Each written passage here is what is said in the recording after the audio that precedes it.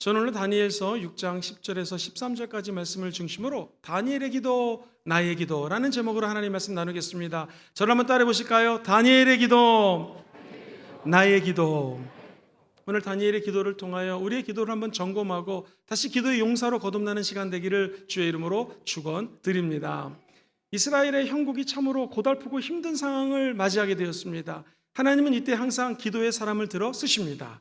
성경에 나오는 기도의 위대한 위인, 오늘 다니엘에 관한 이야기입니다. 다니엘은 바벨론의 느부갈네살 왕이 쳐들어와서 예루살렘을 갖다가 점령합니다. 그리고 왕도 끌고 가고 귀족들도 잡아갈 때에 어린 소년이 함께 이 포로로 잡혀가는 것이 성경에 기록되어 있습니다. 얼마나 힘이 들었을까요? 근데 성경은 그가 용모가 뛰어나고 아주 두뇌가 명석했다고 이야기를 합니다. 이 다니엘은 포로로 잡혀갔지만 왕이 자기를 심부름꾼으로 시킬 어린이를 뽑는데 다니엘이 거기에 딱 포함이 됩니다. 그래서 무려 3년 동안 갈대아인들이 공부하는 내용을 따라서 공부합니다. 방언, 쉽게 얘기해서 외국어 말도 공부를 합니다. 여러 가지 학문과 언어를 터득했던 이 다니엘에게 하나님이 지혜가 임하게 되자 신기한 일이 벌어집니다. 느부갓네살 왕이 꿈을 꿨는데 그 나라의 공부를 많이 한 박사들, 똑똑한 점순가들, 정치인들 다 그 꿈을 물어봤지만 해석하는 사람이 없습니다. 오직 하나님의 신에 감동된 다니엘만이 그 꿈을 정확하게 해석을 하죠. 그래서 다니엘은 갑자기 그 나라의 총리가 됩니다.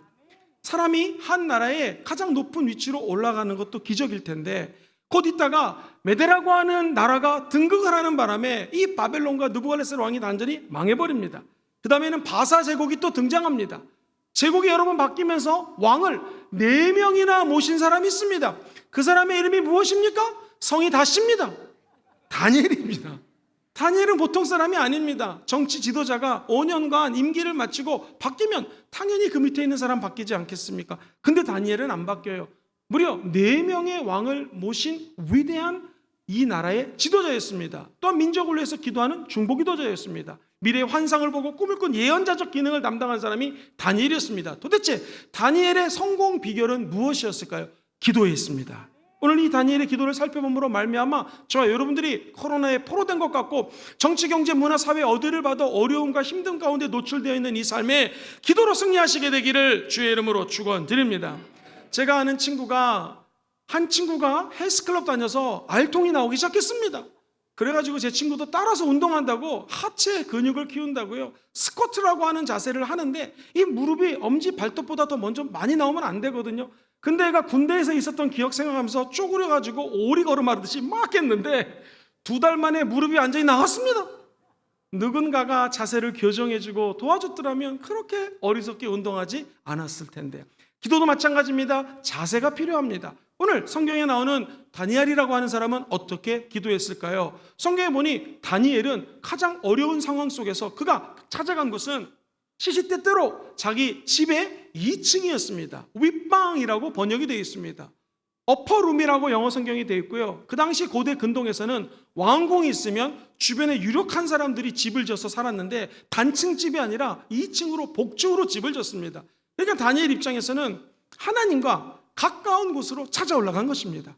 아예 2층 방을 기도방으로 만들었던 것이죠. 그가 하나님 앞에 기도하는 장소를 찾아갑니다. 성경에 보니 그의 마음을, 몸을 예루살렘으로 향하로 촥 돌립니다. 그 이유는 무엇일까요? 솔로몬이 우리가 아는 것처럼 성전을 갖다가 짓지 않습니까? 성전을 지으면서 하나님께 이렇게 기도합니다. 하나님, 먼 미래에 하나님의 백성들이 혹시 죄를 져서 어디로 포로로 끌려간다면 하나님이 솔로몬의 성전을 향하여, 즉 예루살렘을 향하여 몸과 마음을 돌이켜 성전을 향해서 기도하면 첫 번째 그들의 기도를 좀 들어주시고 그들의 죄를 용서하시고 그들을 좀 회복시켜 주세요 라고 솔로몬이 기도를 했습니다.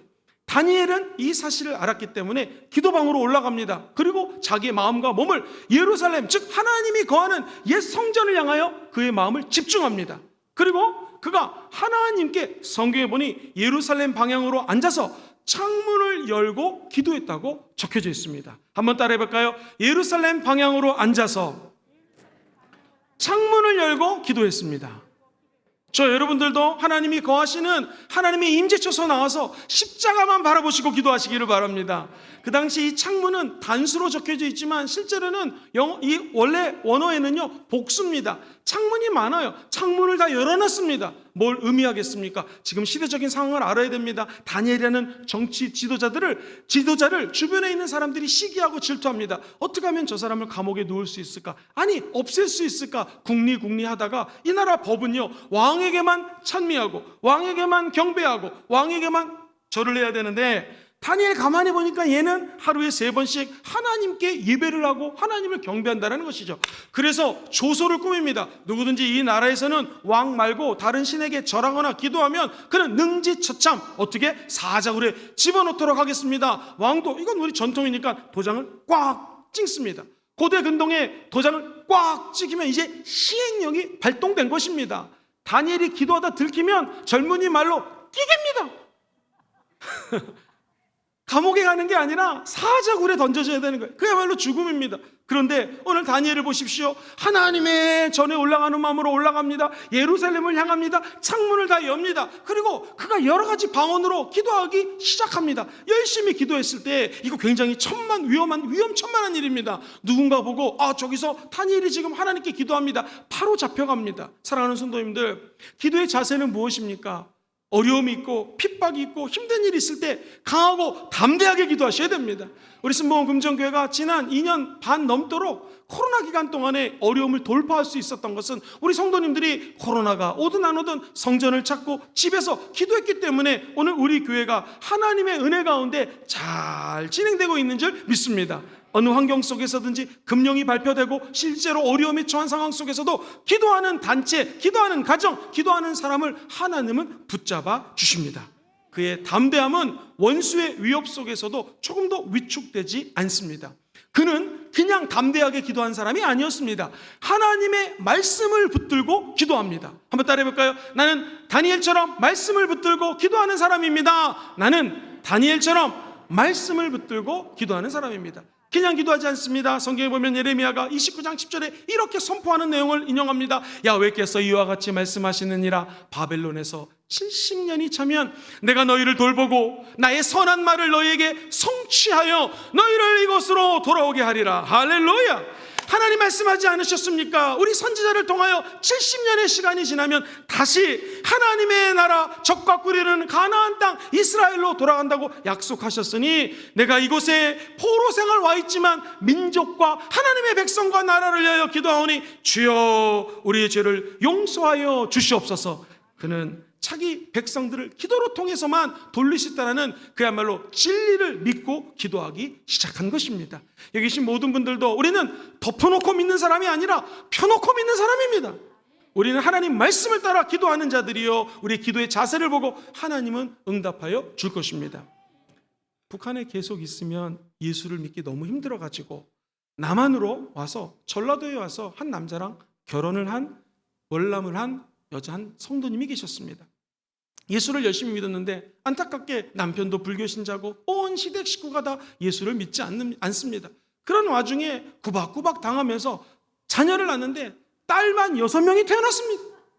그러니 그때 얼마나 남자 태어나게 해달라고 자기도 기도하고 주변에서 저 예수 믿으니까 저렇게 남자를 안 준다고 핍박을 당했습니다.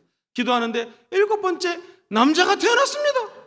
얼마나 기뻤겠습니까? 은이야 급이야 이렇게 키우는데 3년이 지나서 갑자기 소아마비가 옵니다. 얼마나 심하게 왔는지 이 아이가 발을 쓸 수가 없습니다. 해서 초등학교 들어갔는데요, 손에 신발 같은 것을 끼고 양쪽 손에 발에다도 신발을 신고 무릎에다가 가죽을 덧댄 다음에 무려 2.3km 다니는 초등학교를 기어서 갔다가 기어서 옵니다. 엄마가 이 모습을 보는데 가슴이 미어집니다. 어느덧 이 아이가 5학년이 됐어요. 5년 동안 그렇게 학교를 다니는데 너무나 가슴이 메어져서 하나님께 작심하고 7개월간을 다니엘처럼 기도하기 시작합니다. 그가 하나님을 향하여 십자가를 향하여 울부짖으며 부르짖어 기도하기 시작합니다. 사랑하는 성도님들, 7개월 뒤에 기적이 일어났습니다. 의사 선생님은 2다리 아예 평생 동안 힘을 못 쓴다고 그랬는데 7개월 지나서 갑자기 한쪽 다리에 힘이 들어갑니다. 그래서 목발을 딛고 일어나서 걷기 시작합니다. 짐승처럼 걸어 다녔던 이 어린아이가 목발을 짚고 걸어 다닐 수 있는 하나님의 은혜가 임했던 것입니다. 그는 나중에 이렇게 고백을 합니다. 그동안 기어다닌 저를 보고 짐승이라고 보았지 사람이라고 사람들이 생각하지 않았습니다. 제가 걸어 다닐 수 있었던 것은 우리 어머니의 기도 덕분입니다. 여러분의 기도가 자녀를 살립니다. 여러분의 기도가 우리 교회 다음 세대들을 불러 일으켜 세울 줄을 믿습니다. 사랑하는 성도님들, 30년이라는 시간이 지났습니다. 이 어린 소녀는 하나님을 사랑하게 되었고 신학을 하게 되었고 목사님이 되었습니다. 급기야 1993년도 4월 21일 이 아이는 장애인을 돌보는 공로로 국민 훈장 동백장을 받는 영예의 주인공이 됩니다. 이분이 바로 임마누엘 집이라는 곳을 운영하시는 김경식 목사님의 간증입니다. 사랑하는 성도님들, 그렇습니다. 우리가 어렵고 힘들 때 우리를 일으켜 세울 수 있는 것은 기도입니다. 저와 여러분들이 성전에 올라가는 마음으로 기도의 장소를 찾으시고 십자가를 바라보시고 강하고 담대하게 창문을 열고 기도했던 다니엘처럼 기도하시게 되기를 주의 이름으로 축원드립니다. 그의 기도의 자세는 무릎을 꿇고 기도하는 것입니다. 다니엘서 6장 10절은 이렇게 기록을 하고 있죠. 다니엘이 이 조서에 왕이 도장이 찍힌 것을 알고도 자기 집에 돌아가서는 윗방으로 올라가 예루살렘으로 향한 창문을 열고 전에 하던 대로, 그 다음 같이 읽어볼까요? 시작. 하루 3번씩 어떻게 해요? 무릎을 꿇고 기도하며 그의 하나님께 감사하였더라. 역대상 23장 30절을 보면 하나님의 사람들이 아침 저녁마다 서서 야훼께 감사하고 찬송하며 두 손을 높이 들고 기도한다고 합니다. 마태복음 6장 5절 두 손을 들고 기도합니다. 누가복음 18장 11절 이스라엘 백성들은 유독 두 손을 높이 들고 기도하는 것을 좋아합니다. 왜 그럴까요? 이것은 하나님께 항복한다는 뜻이에요. 만에 하나 나의 생명이 여기를 자르면 죽는다고 그러지 않습니까? 생명이 없어져도 나는 하나님을 찬양합니다. 하나님께 기도합니다 라는 뜻입니다. 뿐만 아니라 이스라엘 백성들은 무릎을 꿇고 기도하는 것을 좋아했습니다. 한마디로 겸손하게 기도하는 것이죠. 나의 자세를 낮춘다는 것입니다. 우리가 무릎을 꿇을 수 없다면 마음의 자세를 무릎 꿇는 마음으로 낮춰야 된다는 것입니다. 저희들도 기도 모임이 많기 때문에 기도할 때 무릎을 꿇고 기도할 때가 있습니다. 1시간만 무릎 꿇으면요 얼마나 힘든지 일어나려면은요 머리가 빙빙 돌고 한 5분 동안에 다리가 저려서 고생을 합니다. 요즘은 다 소파, 침대에서 지내기 때문에 무릎 꿇고 기도하는 것이 없습니다. 참으로 힘듭니다. 그런데 열왕기상 18장이라든가 누가복음 22장 보면은요 무릎을 꿇었다라고 하는 것은 한번 따라해볼까요? 간절하게 기도하기. 시작. 간절하게 기도한다. 그러니까 내가 육신으로 무릎을 못 꿇으면은요 간절하게 하나님도 억울합니다. 재판관이 나 너무나 억울합니다. 하나님 지금 이 상황 속에서 역사하지 않으시면 안 됩니다 라고 하는 간절한 기도를 의미하는 것입니다. 사랑하는 성도님들, 요즘 여러분의 기도는 어떻습니까? 예전과 틀리 요즘은 아파도 병원에 가면 많이 낫습니다. 그리고 요즘엔 기도 제목이 있어도 아는 사람에게 전화하고 쿠팡이나 택배를 배달하면 우리 민족은 배달의 민족입니다. 모든 게 다 배달이 와요. 그러니 이제는 어디 가서 기도하는 게 그 예전처럼 간절하지 않습니다. 그러나 성경적인 기도는 무엇입니까? 자세가 중요합니다. 무릎을 꿇고 하나님께 간절히 기도하는 영혼이 저와 여러분들이 다시 한번 회복되기를 주님의 이름으로 축원드립니다. 우리 예수님은 겟세마네 동산에서 기도하실 때 무릎 꿇고 기도하셨습니다. 뿐만 아니라 머리를 아예 땅에 대셨습니다. 뭘 상징합니까? 간절히 하나님 내가 부르짖어 기도합니다 라는 것입니다. 저와 여러분들이 하나님께 무릎 꿇고 간절히 기도하는 그 영성이 다시 회복되기를 주의 이름으로 축원드립니다. 그러면 성경은 약속합니다. 예레미야 29장 19절 이하에 12절 이하에 같이 읽어볼까요? 시작. 너희가 내게 부르짖으며 내게 와서 기도하면 내가 너희들의 기도를 들을 것이요 너희가 온 마음으로 나를 구하면 나를 찾을 것이요 나를 만나리라. 할렐루야. 간절히 기도하면 하나님이 만나주십니다. 김준곤 목사님이 한번 시드니 오신 적이 있어요. 제가 섬기던 정우성 목사님이 김 목사가 좀 운전을 해드려라 해서 제가 한 이틀 동안 운전을 해드리며 김준건 목사님을 모셨습니다. 목사님이 이런 간증을 하셨습니다. 일본에서 있었던 일입니다. 여러분, 우리 성도님들도 일본에 자주 왔다 갔다 하시는 분이 계시고 우리 자녀들도 일본에 많이 사는데 우리 일본에 사는 성도들, 자녀들에서 기도를 많이 해주셔야 됩니다. 왜냐하면 일본은요 복음화율이 우리 경상도 부산보다도 더 약합니다. 그리고 귀신, 우상의 이름만 800만이 넘습니다. 그러니 일본은요 신사는 물론이고 각종 귀신이 많아요. 실제로 일본에서 친구를 만났는데 친구가 예수님을 믿는데요 너무나 기뻐가지고 할렐루야로 그 집에 갔더니 정말 십자가가 걸려있는 거예요. 얼마나 기쁜지 모릅니다. 근데 그 앞에 뒤를 샥 돌아보니까 부처님이 계시는 거예요. 아니 너 예수님 믿는다고 이게 웬일이냐 그랬더니 하나님께 기도하다 예수님께 기도하다 응답이 없으면 뒤로 돌아 그래가지고 부처님께 기도한다는 거예요. 이런 나라가 일본입니다. 그런데 일본에서 예수를 믿는 한 크리스찬이 나무를 사다가 천구로 과실을 갖다가 심었습니다. 드디어 열매를 맺게 됐습니다. 이걸 팔아서 하나님께도 헌금하고 우리 자녀들을 축복해야지 하면서 이 와중에 아내를 전도하고 자녀들을 함께 예수 믿는 크리스찬 가정으로 변화되게 되었습니다. 기쁨으로 이제 저 열매를 딸 날만 기다렸는데 이게 웬일입니까? 갑자기 벌레들이 생겨가지고요 다 과일을 뜯어먹기 시작합니다. 농약을 갖다 치고 별짓을 다 해도 이게 벌레가 없어지지 않습니다. 그가 택할 수 있는 것은 다니엘처럼 기도하는 거였습니다. 간절히 무릎을 꿇고 철야기도 하기 시작합니다. 아내와 자녀와 함께 밤새도록 부르짖습니다. 이거 실화입니다. 책에도 기록되어 있습니다. 그러던 어느 날 새벽이었습니다. 철야 예배 끝나고 새벽이 됐는데 이름도 모르는 새들이 수백 마리가 날라오더래요. 그러더니 그 과일 수가 1000그루였다고 했잖아요. 1000그루 나무에 이 새들이 앉더니 벌레들을 다 잡아먹더라는 거예요. 이것은 잡수신 거죠. 너무 감사한 거죠. 그걸 다 드시더니 이 새들이 날아가더랍니다. 1시간 동안. 그게 기록에 나와 있습니다. 사랑하는 성도님들, 동화 같은 얘기죠. 근데 기도하면 이런 일들이 벌어진다라는 것입니다. 어떤 자들에게 말씀을 따라 영과 진리로 기도하며 예배하는 자들에게는요 이보다 더한 일이 일어나게 될 줄 믿습니다.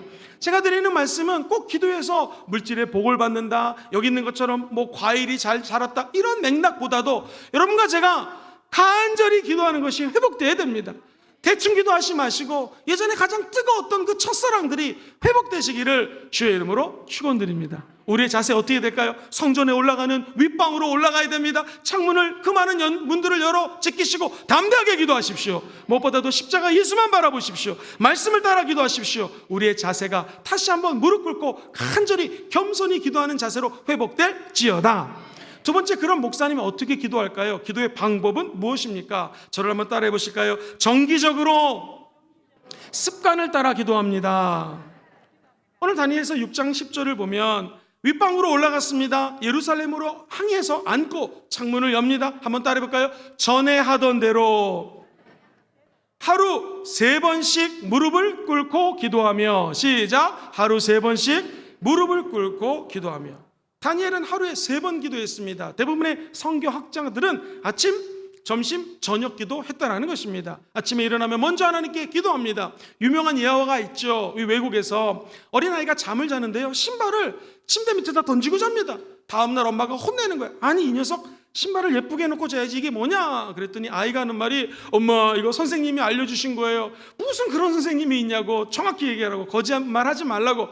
엄마 진짜예요. 선생님 말씀하시기를 침대 밑에다가 신발을 샥 놓고 자면은 다음날 일어나서 신발을 신으려고 무릎을 꿇잖아요. 그러면 신발을 꺼내지 말고 먼저 하나님께 기도해라 라고 알려주셨기 때문에 신발을 이따위로 해놓고 잡니다 라고 얘기를 하더라는 거예요. 사랑하는 성도님들, 제가 어렸을 때 들었던 예화지만 맞는 말입니다. 성도님들이 아침에 일어나시면 제일 먼저 눈을 뜨고 무엇을 하십니까?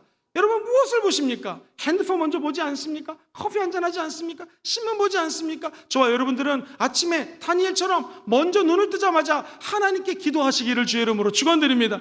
무릎 꿇고 하면 좋겠죠. 다리가 아프신 분들은 서서 해도 좋습니다. 아니 왔다 갔다 하셔도 좋습니다. 정말 중요한 것은 우리의 마음을 다하여 눈을 뜨자마자 먼저 하나님을 찾고 하나님과 대화하시기를 주님의 이름으로 축복합니다. 제가 말씀을 묵상하면서 정오 기도를 했거든요. 하루에 3번이라면 이런 생각을 했습니다. 만약 다니엘이 왕궁에서 근무를 하는 총리입니다. 그러면 만약 제가 근무하는 곳이 여기고 집이 저 구소동에 있는 아파트입니다.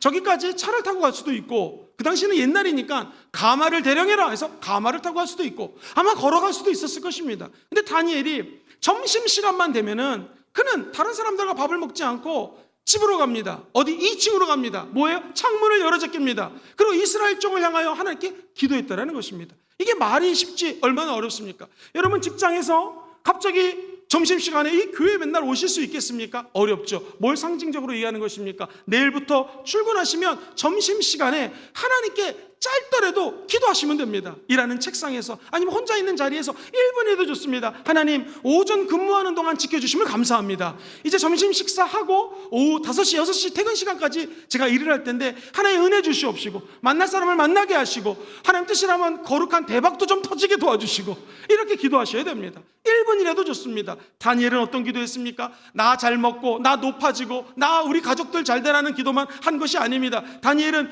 민족의 슬픔 앞에 이들의 영혼이 회복되기를 위해서 기도했습니다. 그렇다면 우리 성도님들도 그 1번 기도 안에 부족하지만 김영근 목사님을 위해서도 기도해 주시고 우리 교회를 위해서도 한마디씩 기도해 주시기를 주의 이름으로 축원드립니다. 그럼 우리의 1000마디의 기도가 쌓여서 이 교회는 놀라운 부흥의 불꽃이 떨어지게 될 줄 믿습니다. 또한 시간이 되면 나라와 민족을 위해서도 기도해 주시기를 바랍니다. 성경에 보면 그는 하루에 3번씩 기도했습니다. 그런데 이것을 원어로 분석을 해보니 이렇게 해석을 할 수가 있습니다. 집과 왕실을 오고 가는 것도 번거로웠을 텐데 그의 기도는 한번 따라해볼까요? 오직 다니엘은 하루에 3번씩 특별하게 기도했습니다. 아주 특별하게 기도했다라는 거예요. 이것은 마음을 작정하고 하루에 3번 동안 기도하기로 마음을 먹은 것입니다. 그리고 퇴근하면 집에 들어가서 저녁 기도를 했던 것이죠. 습관을 따라 기도할 때 기적이 일어납니다. 사랑하는 성도님들, 사도행전 보면 3장 1절 이하에 하나님의 사람 베드로와 요한이 성전 미문가에 앉아있는 안진뱅이를 만나게 됩니다. 그의 직업은 거지예요.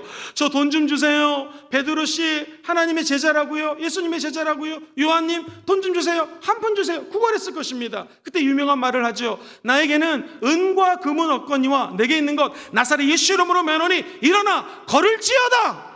그때 그 안진뱅이가 일어나서 발목에 힘을 얻고 무릎에 힘을 얻으며 기뻐 뛰며 하나님을 찬양하는 장면이 기록되어 있습니다. 이 기적이 언제 일어났을까요? 사도행전 3장 1절에 이렇게 명시되어 있습니다. 같이 한번 시작. 제9시 기도 시간에 베드로와 요한이 성전에 올라갈새. 제9시 시간입니다. 다시 말해서 이스라엘 백성들은 오전 6시가 시간의 시작이기 때문에 9시면 오후 3시경 오후 기도 시간에 시간을 맞춰서 하나님께 기도할 때 이런 기적이 일어났다는 것입니다. 여기 계신 모든 분들이 작심하고 시간을 정하고 하나님께 기도하기를 주의 이름으로 축원드립니다.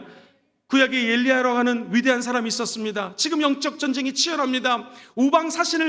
이방 사신을 믿는 자들이 아무리 기도해도 성령의 불이 떨어지지 않습니다. 당연하죠. 이 엘리야라고 하는 하나님의 사람은 아예 그 장작에다가 물을 끼얹어 놓습니다. 이거 진짜 하나님이 불을 내리지 않으면 이 제단이 불로 탈 수가 없는 것입니다. 이런 상황 속에서 엘리야는 기도 안 하다가 갑자기 기도했을까요? 그렇지 않습니다. 성경은 저녁 소재 드릴 때에 그가 늘 저녁 기도하는 시간이었습니다. 늘 하던 대로 다니엘이 전에 하던 대로 기도했듯이 그는 하나님께 나와 전에 하던 대로 저녁 소재 드릴 때에 소재는 오늘날의 예배입니다. 기도입니다. 그가 저녁 기도할 때에 하나님의 기적이 일어난 걸 믿으시기를 바랍니다. 왕 열왕기상 18장 36절 이하를 같이 한번 읽어볼게요. 시작. 내가 주의 말씀대로 이 모든 일을 행하는 것을 오늘 알게 하소서. 야훼여 내게 응답하옵소서. 내게 응답하옵소서. 이 백성에게 주 야훼는 하나님이신 것과 주는 그들의 마음을 되돌이키심을 알게 하옵소서 하며 이 야훼의 불이 내려와 번제물과 나무와 돌과 흙을 태우고 또 도랑의 물을 핥은지라. 할렐루야. 자, 이런 기적이 언제 일어났을까요? 36절을 같이 한번 주목해서 읽어보시기를 바랍니다. 시작. 내가 주의 말씀대로 이 모든 일을 행하는 것을 옳게 알소. 자, 저를 보시겠습니까? 35절 이하에는 이렇게 표현이 되어 있습니다. 저녁 소재 드릴 때에, 다시 말해서 하나님께 예배드리고 하나님께 기도할 때에 선지자 엘리야가 나아가서 말하되 아브라함의 하나님, 이삭의 하나님, 이스라엘 하나님, 주의 종의 하나님 되심과 내가 주의 종됨과 주의 말씀대로 이 모든 기적들을 행하여 주시옵소서. 뭘 의미합니까? 엘리야도 3번을 정해놓고 저녁에 기도했다라는 것입니다. 다윗은 어떻게 기도했을까요? 너무나 많지만 시편 116편 2절 말씀 한 절만 읽어보겠습니다. 시작. 그의 귀를 내게 기울이셨으므로 내가 어떻게 기도해요? 평생에 기도하겠습니다. 그렇습니다. 정해놓고 기도할 때 하나님의 은혜를 부어주십니다. 그렇다면 우리 예수님은 어떻게 기도했을까요? 아예 예수님은 습관을 쫓아 감람산에 기도하러 올라간 장면이 적혀져 있습니다. 누가복음 22장 39절에 보니 예수께서 나가사 습관을 따라, 같이 한번 따라해볼까요? 습관을 따라 감난산에 가셨습니다. 뭐하러 가셨습니까? 기도하러 갔습니까? 누구라고 갔습니까? 제자들과 함께 갔습니다. 그러자 그 다음 절에 보면 이렇게 나와 있죠. 그곳에 이르러 그들에게 이르시되 유혹에 빠지지 않게 기도하라. 저와 여러분들도 정기적으로 기도하시고 유혹에 빠지지 않게 하나님께 부르짖어 기도하시기를 주의 이름으로 축원드립니다. 오늘 유혹에 빠지지 않게 원하시는 분들은 아멘 해볼까요? 예수님이 습관을 따라 기도하러 가셨던 것처럼 우리도 습관을 따라 정해놓고 하나님께 습관적으로 기도하시기를 주의 이름으로 축원드립니다. 사무엘이라고 하는 하나님의 사람은 내가 기도를 쉬는 것은 죄입니다, 이렇게 기도를 합니다. 다 같이 한번 사무엘상 12장 23절 읽어봅니다. 시작. 나는 너를 위하여 기도하기를 쉬는 죄를 야훼 앞에 결단코 범하지 아니하고 선하고 의로운 길을 너에게 가르칠 것인가. 할렐루야. 저 여러분들도 이렇게 기도하면 참 좋겠습니다.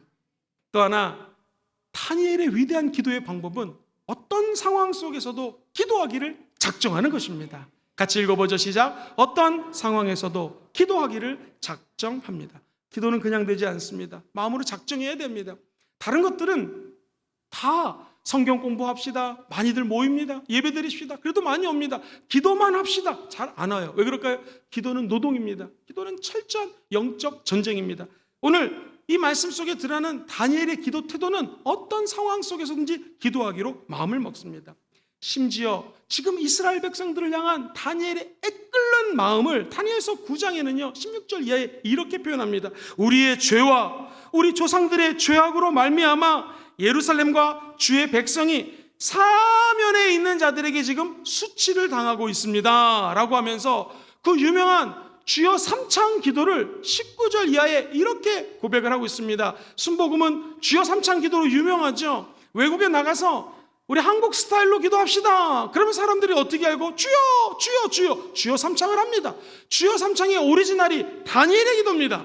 같이 한번 저 주여 삼창을 읽어볼까요? 시작. 주여 들으소서, 주여 용서하소서, 주여 귀를 기울이시고 행하소서, 지체하지 마옵소서, 나의 하나님이여 주 자신을 위하여 하시옵소서. 여러분, 순복음의 주여 삼창 기도가 여기서 나왔습니다. 지금 우리 사랑하는 다니엘은 민족의 아픔을 품고 이렇게 기도하는 것입니다. 주여 제 기도를 들어주시옵소서. 두 번째, 주여 저희들의 죄를 좀 용서해 주시옵소서. 세 번째, 주여 귀를 기울이고 행하여 주시옵소서. 우리를 이 바벨론 포로 생활을 마무리시켜 주시고 다시 척각 끓이는 가나안 땅으로 돌아가게 도와 주시옵소서. 오늘 이 자리에 기도 제목들이 다 있을 것입니다. 저 여러분들이 주의 이름을 3번 외치고 기도할 때 주님이여 우리의 기도를 다 들어주시게 될 줄 믿습니다. 우리의 죄가 있다 할지라도 주님은 다 용서해 주실 것입니다. 우리 주님은 듣고 용서할 뿐만 아니라 저와 여러분들의 기도를 듣고 행하여 주시는 하나님이십니다. 어떻게 기도할 때 어떤 상황 속에서도 기도하기로 작심하시면 이러한 은혜가 임하게 될 것입니다. 사랑하는 성도님들, 소년 시절에 끌려왔던 소년이 80살이 다대로 기도합니다. 70년간 기도합니다. 아니, 이 다니엘은 평생 기도했다라는 것입니다. 사랑하는 성도님들, 오늘 젊으신 분들 가운데에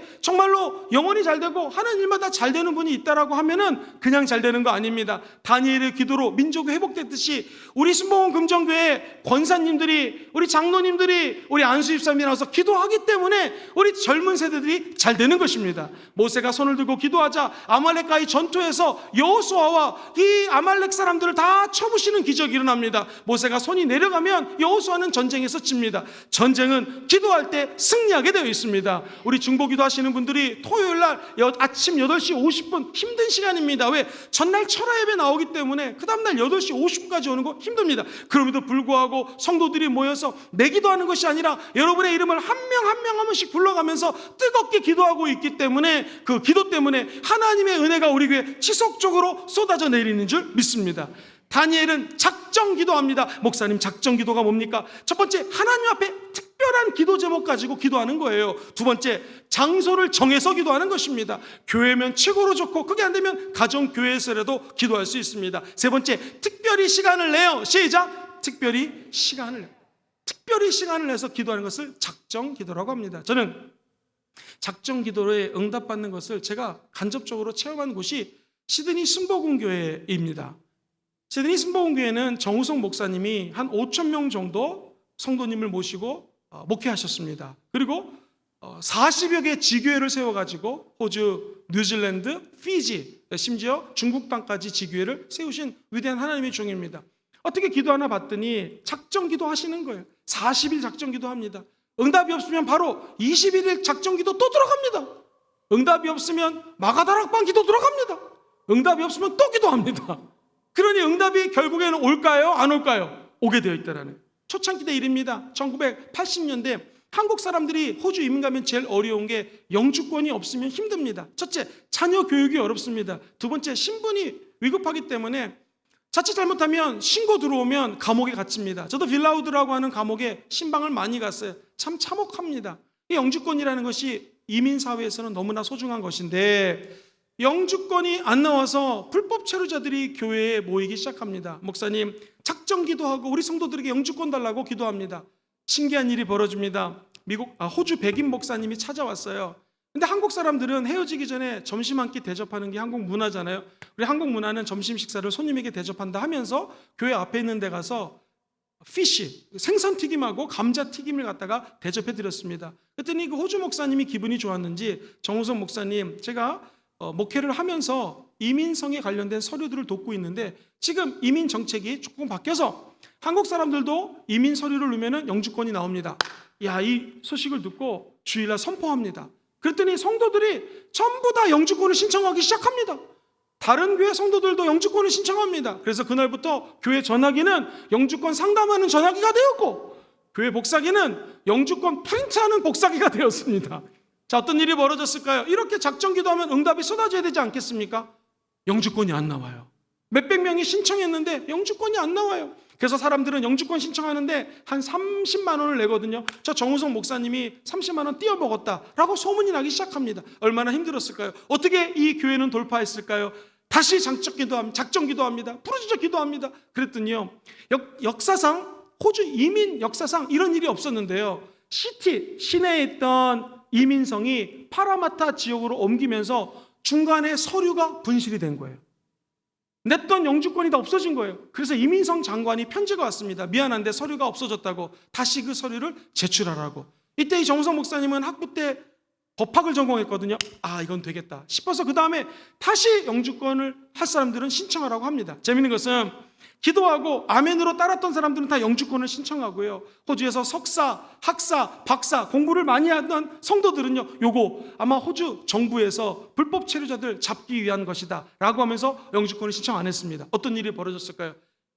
매일매일 영주권이 나오는데 영주권 냈던 500명이 영주권을 다 받았습니다. 할렐루야! 이 500명이 불법 체류했다가 영주권을 받으니 집에서 한국에 있는 아내, 자녀들을 초청한 이민 초청을 합니다. 그래서 성도가 2,000명으로 부흥이 됐습니다. 사랑하는 성도님들, 끝까지 기도하면 하나님이 역사하십니다. 저와 여러분들이 아무리 많이 알고 배웠다 할지라도 머리 쓰지 마시고 하나님의 지혜를 구하시고 하나님 앞에 겸손히 기도하시게 되기를 주의 이름으로 축원드립니다. 기도하는 방법, 목숨 걸고 어떤 상황 속에서도 기도하는 것입니다. 한 가지 유의사항을 말씀드리겠습니다. 사무엘상 7장에 보면은요, 이번에는 블레셋 사람들이 쳐들어와가지고 이스라엘이 큰 어려움에 처합니다.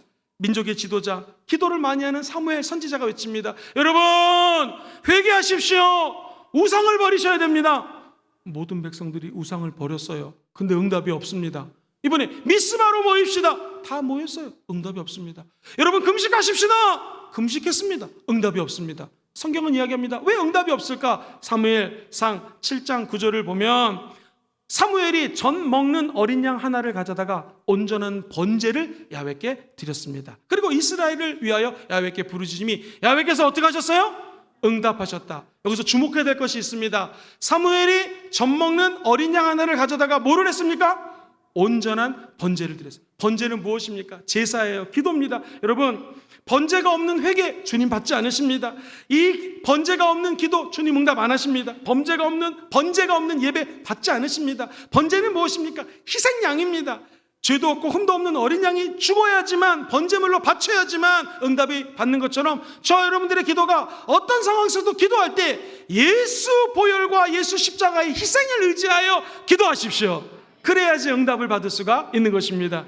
우리 성령이 거하는 사람은 늘 십자가 예수를 바라보며 십자가 보혈을 의지하고 기도할 때 응답받게 될 줄 믿습니다. 마지막입니다. 그러면 기도의 하이라이트는 무엇일까요? 다니엘이 이렇게 기도했다면 나는 어떻게 기도해야 됩니까? 기도의 백미는 뭘까요? 기도의 절정은 뭘까요? 한번 따라해 볼까요? 다니엘은 감사하며 기도했습니다. 시작. 다니엘은 감사하며 기도했습니다. 과연 그런지 오늘 성경을 통해서 한번 확인하겠습니다. 6장 10절 같이 한번 읽어볼까요? 시작. 다니엘이 이 조서에 왕의 도장이 찍힌 것을 알고도 자기 집에 돌아가서 윗방에 올라가 예루살렘으로 향한 창문을 열어 전에 하던 대로 하루 3번씩 무릎을 꿇고 기도하며 그의 하나님께 어떻게 해요? 감사하였더라. 그는 전에 하던 대로, 그건 뭐예요? 원래 히브리어 문법으로는요, 지속적으로 감사했다라는 것입니다. 한 번 감사한 것이 아니라 그는 계속해서 감사를 해오고 있었다라는 것입니다. 사랑하는 성도님들, 기도의 백미는 무엇일까요? 감사합니다. 10명이 치료를 받아도 한 사람만 예수님께 와서 감사하다고 했을 때 네가 병 치료 받았을 뿐만 아니라 구원이 임할지어다. 여러분, 감사는 구원의 기적을 낳게 되어 있습니다. 오늘 다니엘은 하나님께 감사 기도했습니다. 주목해야 될 것은 우모데 코람 헤라 헤르라고 하는 히브리 말을 썼는데, 이 말은 다니엘이 기도할 때 한번 따라해볼까요? 나의 하나님, 나의 하나님, 이렇게 기도했다라는 거예요. 하나님은 구말리 장천에 계신 하나님이 아니라 여러분의 하나님이십니다.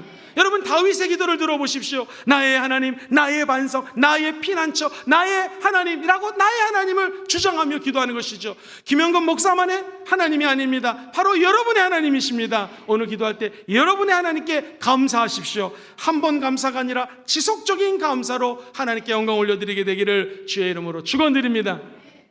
미국의 링컨 대통령은 맨날 실패만 했습니다. 그가 변호사 시험에 몇 번 떨어지고 상원 의원 떨어지고 하원 의원 떨어지고 맨날 실패하다가 드디어 미 합중국의 대통령이 되었습니다. 기자들이 물어보죠. 어떻게 성공하셨습니까? 그때 유명한 말을 합니다. 나는 많이 실패했기 때문에 성공했습니다. 실패할 때마다 하나님께 감사했습니다.